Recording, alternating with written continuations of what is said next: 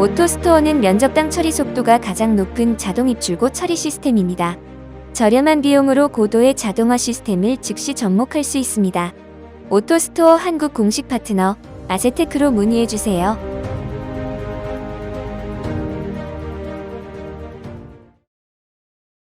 오늘은 지난 시간에 이어 프레이트 포워딩이라고 불리는 국제물류주 산업의 대표 기업인 하나로 TNS와 태용로직스 두 기업의 사업 방향을 조금 더 상세하게 분석해 보겠습니다. 본론에 앞서 두 기업이 주력으로 삼고 있는 국제물류 시장의 전망을 살펴보겠습니다. 시장조사기관에 따르면 글로벌 물류시장 규모는 2017년 8.7조 달러에서 2026년 16.4조 달러로 성장할 전망입니다. 권역별로 보면 아시아 물류시장의 규모가 가장 크고 성장세가 가장 높을 것으로 예상됩니다. 동시에 국내 항만 물동량은 2025년 1885만 TEU, 2030년 2360만 TEU로 점진적 증가가 예상됩니다. 이러한 장밋빛 전망이 적중하듯 두 기업 모두 가파른 성장을 보이고 있는데요. 하나로 TNS의 연결기준 매출액은 2019년 4,020억 원에서 2020년 5,920억 원 규모로 47% 증가했고 태용로직스는 2,860억 원에서 3,410억 원 규모로 19.3% 늘었습니다.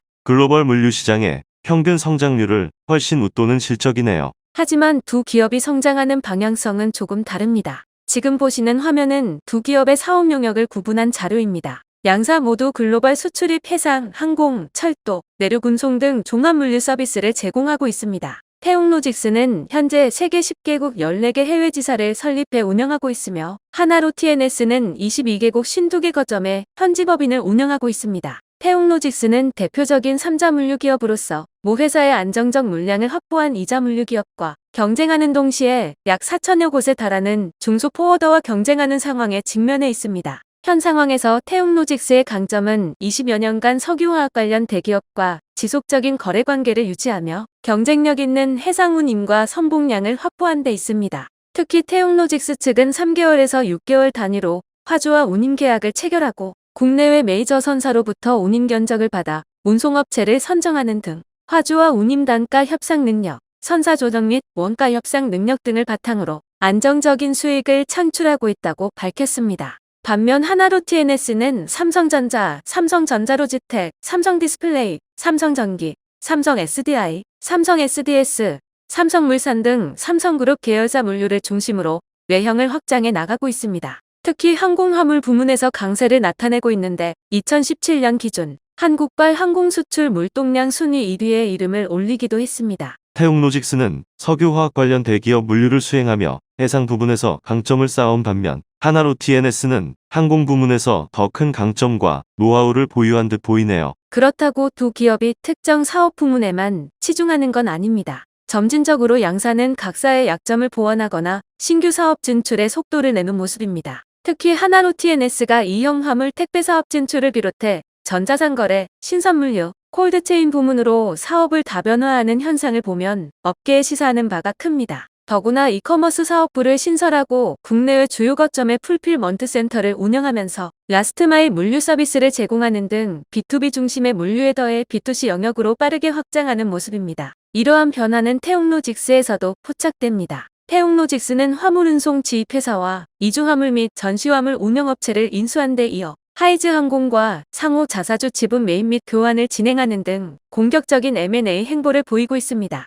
일각에서는 태용로직스가 항공물류를 강화할 것이라는 분석도 내놓고 있습니다. 또한 태용로직스 측은 부산신항 및 광양항 등의 물류 거점 사업을 검토 중이라고 밝혔습니다. 두 기업이 나아가는 방향성은 조금 다른 듯 보이지만 궁극적으로 기존의 네트워크에 기반해 시너지를 낼 수 있는 분야로 확장되는 것 같네요. 그렇다고 두 기업 간에 공통 분모가 없는 건 아닙니다. 태용로직스는 사업보고서에서 인공지능 기반 스마트 물류 사업에 관심을 쏟고 있다고 밝혔는데요. 운송과 보관, 하역, 포장, 시설, 장비 및 물류 시스템 등 물류 전 분야에 걸쳐 IT 기술과 센서, 정보통신 및 제어 기술을 접목해 물류 운영의 효율화와 물류 비용 절감을 추구한다는 계획입니다. 하나로 TNS 역시 자체 개발을 통해 글로벌 물류 시스템, 지원과 윈수 등을 구축하는 등 IT 기술 역량 강화에 힘을 쏟고 있습니다. 특히 네이버 클라우드에서 개발한 광학문자 인식 기술을 접목하는 등 첨단 IT 기술을 통한 스마트 물류 시스템 구축의 청사진을 하나씩 완성해 나가고 있습니다. 그렇군요. 오늘 이야기 흥미롭게 잘 들었습니다. 두 기업의 출발은 많이 달랐지만 결국에는 양사가 경쟁하는 사업 분야가 점진적으로 늘어날 수밖에 없을 것 같네요. 아마도 그럴 가능성이 높아 보입니다. 오늘 저희가 준비한 내용은 여기까지입니다. 끝까지 시청해주셔서 고맙습니다.